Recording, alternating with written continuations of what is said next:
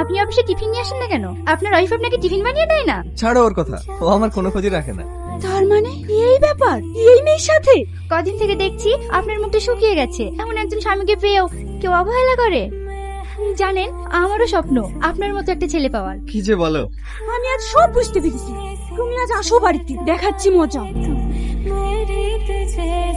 আজ তুমি কোথায় ছিলে? অফিসে। আপনার স্বামী যদি অন্য কোনো সম্পর্কে যুক্ত থাকে, আপনি তাকে কোনো কিছু জিজ্ঞেস করলেই সে আপনাকে মিথ্যা কথা বলবে। আজ কোন মেয়ের সাথে কথা বলছিলে? আমি কোনো মেয়ের সাথে কথা বলি না। আপনি যখন সত্যিটা জানতে চাইবে, সে রেগে যাবে। সত্যি করে বলো। বললাম না আমি কোনো মেয়ের সাথে কথা বলি না। যখন দেখবেন আপনি আপনার স্বামীকে কোনো কিছু বললে রেগে যাচ্ছে, তখন বুঝে নেবেন আপনার স্বামী পুরোটাই অন্য কারোর হয়ে গেছে। তুমি মিথ্যা কথা বলছো।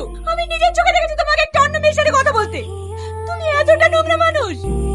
প্রিয়া, সে যখন আসল সত্য সহ্য করতে না পারবে, তখন সে আপনার গায়ে হাত তুলবে। এসব গুণগুলো যদি সব মিলে যায়, তাহলেই ভাববেন আপনার সংসার শেষ।